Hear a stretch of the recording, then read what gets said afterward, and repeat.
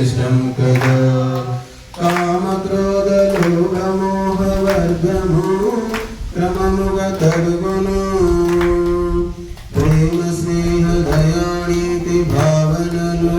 లోపలెదుగును కామక్రోధలోభమోహవర్గము క్రమముగా తరుగును ప్రేమ స్నేహ దయానీతి భావనలు లోపలెదుగును